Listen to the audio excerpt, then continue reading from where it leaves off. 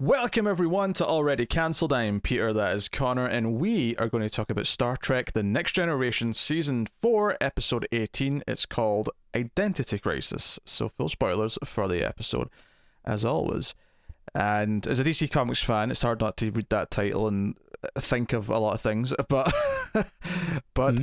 alas, I will leave that at the door, despite the fact that I would rather be thinking about those things, because this is probably the worst episode we've had in quite some time. But I'm so glad you agreed. But it's you know, there's one or two minor positives which I'll get to. But I think fundamentally it's not the worst episode ever. It's quite boring.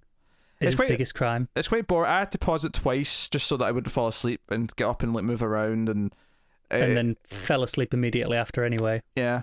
It's Geordi focused, and it deals into sort of an element of his backstory that kind of comes back round, and there's not a reason why that should be bad. There's nothing wrong with that, but it becomes about this mystery of what happened on a planet. He was on an away team on a previous, ship, once upon a time, and all the other people on that away team have started essentially going crazy and trying to like steal ships to get back to this planet where this away mission took place. And it's down to just him and the superior officer, who is this woman whose name I will find. Susannah, yes. Susannah Leeton. Impressed with myself there. But they're the last two that remain, so they're kind of looking into why this is. And the episode starts off with almost like it's not found footage, but it starts off with like someone was recording a video like log of what was happening, so it feels like it's probably the most found footage Star Trek's ever felt up until this point. The only exception being what they did in the original series with the unaired pilot stuff with the cage. Oh sure, yeah, but it didn't look like found footage. No, but in terms of in essence. Whereas this was even lit differently because they wanted it to feel like it was someone holding a camcorder, essentially, in the middle of a scene. So it had a different look to it.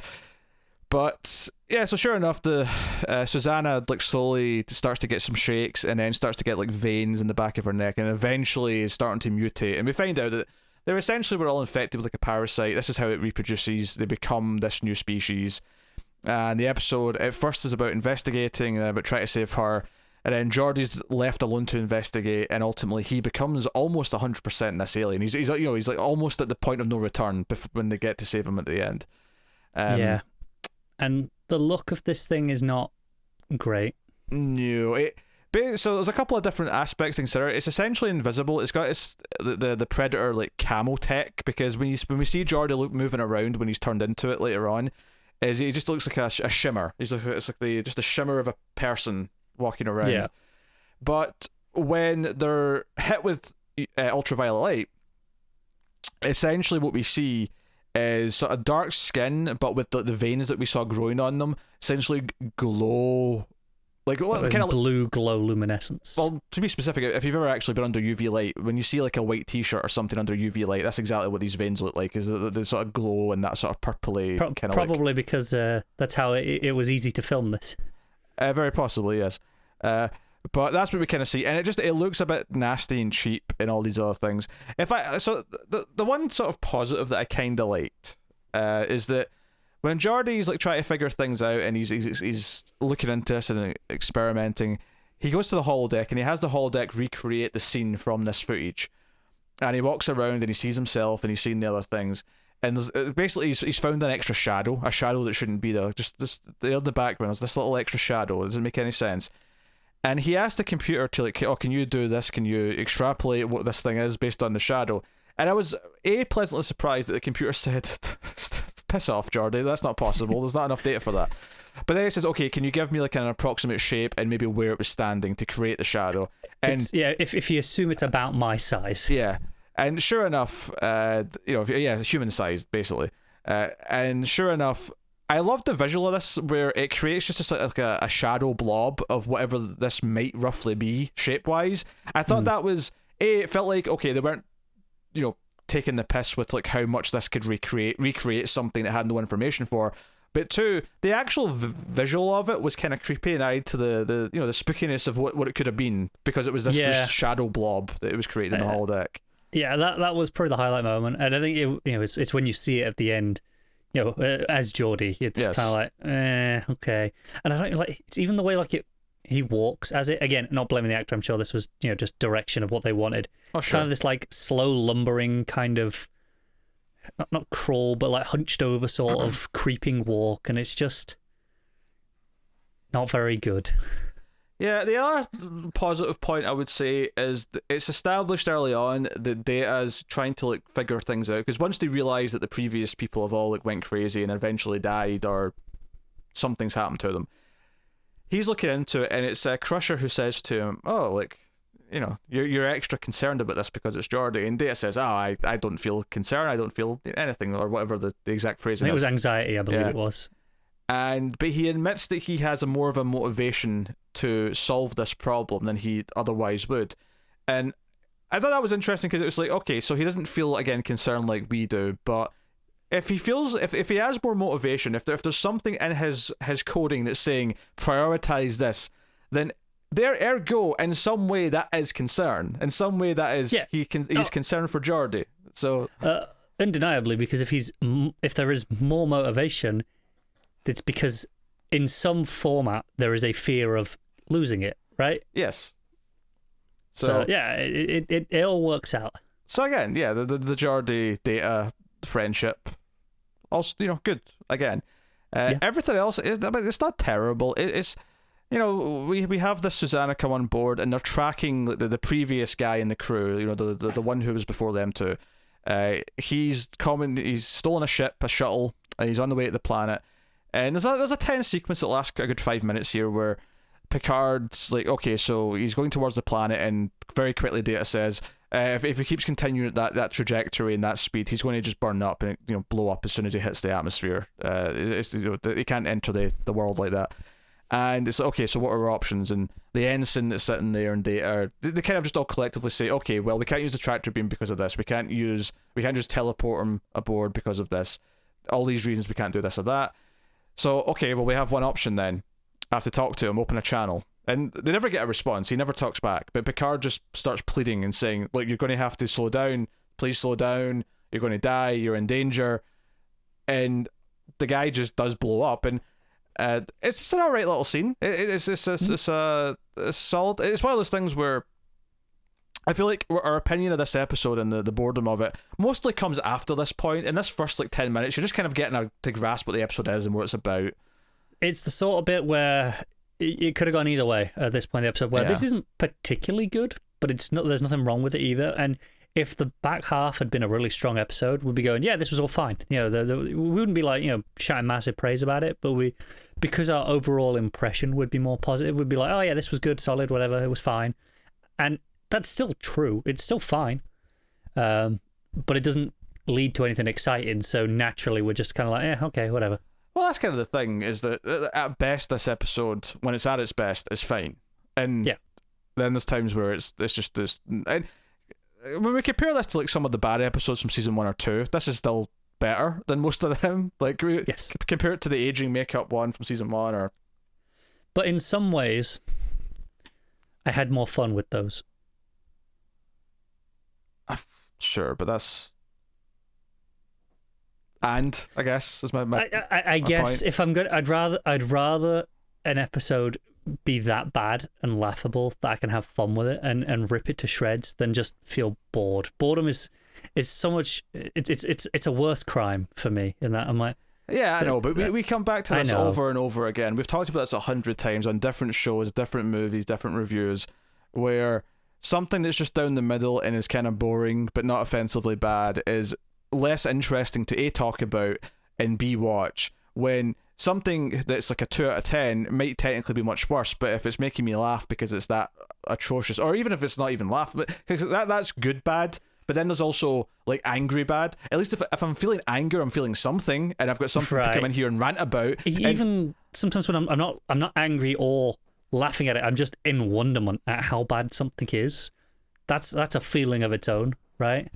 The problem is, and I was concerned about this with this episode, is because especially since last week's wasn't even that long a discussion comparatively compared to usual. I think Night Terrors was a bit on the shorter side, and I'm watching this episode and I'm like, I'm a little bit worried I don't have a whole lot to say about this, because I'm coming out of it with very little feeling outside of just ambivalence and like, sleepiness on your part. Yeah, sleepiness. It existed. It was there.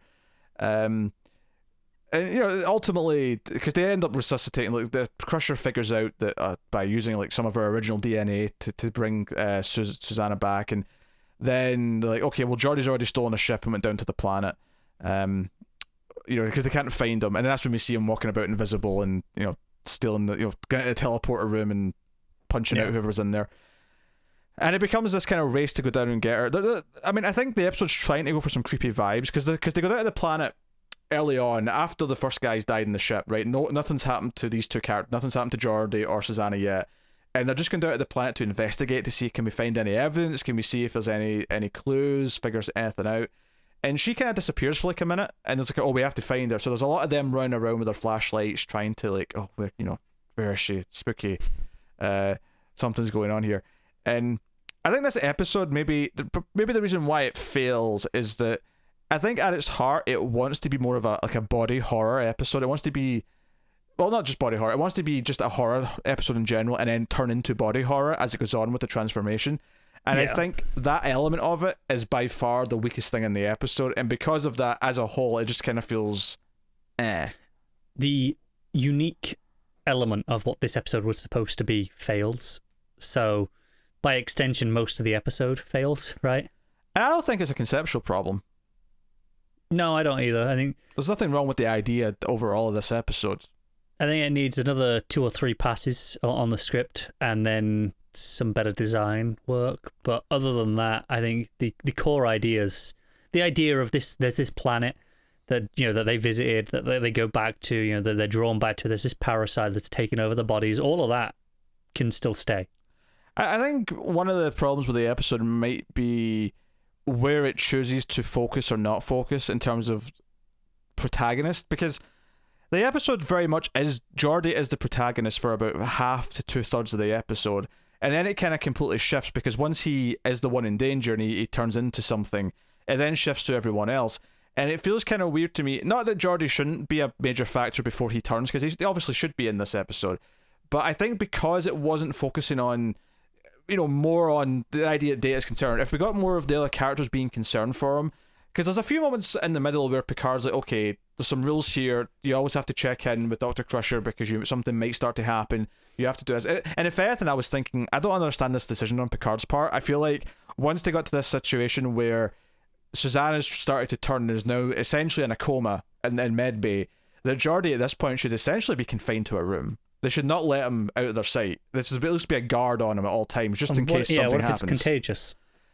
Yeah, and Crusher kind of hand waves it, going, I don't think it's contagious because of this, and this, but it's very wishy-washy. Very flippant. And another thing I'd have done to kind of switch it up a little bit on this is, in terms of where we're doing the focus of the protagonist and stuff, is we have a lot of the horror with Susannah, like her hand, the tremors, and we spend quite a bit of time on that, and that's fine. Mm-hmm. By the time it starts happening to Geordi, it's relatively late in the episode, and we don't actually spend enough time on his personal horror. Like, I think if we'd seen when his hand starts shaking, and I know we see little bits of it, but we don't have enough time to feel the dread of it. It's too quick a process, I think. And I think going back to the idea, we should have been more heavily focused on some of the, whether it was Data or Picard, someone who was going to be part of trying to save him at the end. From that perspective, I think part of that that's missing as well is that Star Trek Next Gen specifically is sometimes at its best when tough choices have to be made, and I don't necessarily feel that we ever got like a tough choice in this, where it was just a race to save Jordan. There was no like, well, we might have to like accept that he's going to do this other thing, and I don't mean there has to be a separate like ticking time bomb that they have to like ignore Geordi for to go and do, but just maybe something in the Prime Directive clashes with the idea of like interfering here or something like that. There's something to give them a bit of a moral debate, and there was never any kind of debate, nothing to ponder over. It was just purely what is happening, can we find him, that's it. It was a bit more straightforward, I think, typically than morally speaking Trek has been. Yeah, I think we needed, because Geordi's doing his investigation and Crusher's doing her thing. Mm-hmm. I think we needed those characters and like someone else to just to be collectively a bit more involved together with the investigation in general, because it all feels very separate, doing their own little things. And as I think if you slow the transformation down, because I think it happens to Geordie quite quickly, if you slow it down, focus on the dread, like, the shakes are starting. Okay, we've got a day, and then the hand starts going, and this building up as we go on. And there's a point where Data comes to him, it's like, hey, I can get through all this information a lot quicker. Can I help? And Geordie's just like, nah, not really, because I don't really know what I'm looking for. And I get that response, but I still feel like the investigation should have been more closely entwined. I think there also may be a problem with Susannah. It's not so much that the character's bad, but I think one of two things need to be here. Either there has to be more of a payoff to spending so much time with her to justify why she does feel like the second protagonist, because she does for a lot of the episode. She's the central character alongside Geordie, and she's the one kind of spearheading, we have to go and find him. I'll be able to find him because I was turned for a while, now I'm back to normal. And I don't feel like it ever really capitalizes or justifies why we did establish this new character. Alternatively, you give that role to someone who does care about Geordie already, one of our main characters, whether that be Data, Riker, Picard, whoever, and she can just be the example of what's going to happen to him, so we're worried for him. She can essentially be the red shirt. The cautionary tale, I'll say. Yeah. To put it more elegantly. Sure. No, I get that. Like, I didn't quite buy it when she's the one who reaches through to Geordie at the end. I'm like, okay, I'm sure they have a connection. You're telling me they do. You spent 10 minutes at the start of the episode telling me they've got all this history together. But if it had been Data that was doing this at the end that got through to him, it would mean a lot more. Yeah. Especially after the earlier scene that he'd had. I guess essentially what I'm saying is she suffers from guest star syndrome, where she never stops being just a guest star, and that was never it never evolved beyond that. So by the end of the episode, when she's given these big dramatic moments, I don't think it earned her having those moments. And anyone else, like literally anyone else who's a main character, would have meant more. I think Data's the one that should have been after to pay off that earlier moment. Data the most for sure, but literally anyone we know who talks to Geordie occasionally would have worked better than this guest star, despite the fact that it's telling us that, oh no, they had this history, they were friends. There was one scene where they talk about her almost marrying some guy they both knew, and he kind of makes fun of her for it, and it's there to establish, no, they have a history, there is a friendship. But it always still just feels like, oh, we're shoehorning in a backstory for the purpose of this plot. I don't want to quite call it a retcon, because this is something that TV shows do constantly, and sometimes it's done well and sometimes it's not done well, but this is just typical. There's nothing good about how you handle it here. It's just by the numbers. Yeah. So I think ultimately that's what the episode feels like by the end. It's by the numbers and kind of dull. And a couple of minor things to compliment, and a lot of things that are just not, and there you go. So not a great episode, unfortunately, and the average rating in IMDb here does kind of back that up. So well, that's good. At least we're not crazy, because every so often we do vastly disagree with these IMDb consensus. Sometimes. Next time, looking ahead, the episode's called The Nth Degree, and this is the description on IMDb. When assigned to investigate an unknown probe, Lieutenant Barclay is electrocuted through a shuttlecraft's computer, where he receives an unexplainable boost of confidence and a vast increase in his knowledge. We're going to get uber... Do you know what this reminds me of, right? If you recall the hit television show Buffy the Vampire Slayer... I knew this was going to be... Right. There's a couple of examples I could use here, but I'm thinking of the episode in season 4, Superstar, where Jonathan becomes like this badass and like he's amazing to everyone. Because given that Barclay is appeared just once, and Jonathan was kind of similar in that he appeared here or there as a minor bit player. And he was the butt of a joke. Yes, but occasionally he'd have an episode where he's more prominent, and eventually he was quite prominent in a full season. But Barclay is kind of in that tier where he's had that one episode, and now he's getting a sequel episode where he's going to be given the super brain and be like, I'm a badass now. This will either be a lot of fun, or it'll be terrible, and we'll be like, why did you do this? I want someone to call him Broccoli, only for him to turn around and go, what did you call me? No. No, someone calls him Broccoli, and he just turns around and finger guns and goes, and broccoli's good for you, and just walks out with a smirk on his face. I want Picard to slip and call him Broccoli again, and him to call, and with his extreme confidence, call Picard on his shit. No, he should just walk around. He's just walking around going, yeah, eat your veggies, kids, and just finger gunning. Super confident. You should never be a writer. Oh dear. So that's next time. So let us know what you thought of this one in the comments below. Do like and subscribe, all the usual things. They help out a lot, especially on YouTube, because YouTube will promote us a bit more and we'll find more audience members. You can also support us financially over at patreon.com/mailedfuzztv for as little as $1 per month and get some bonuses for your troubles. At the $5 tier, you get early access to a bunch of stuff, including these Star Trek reviews, so go and have a look and see if you're interested.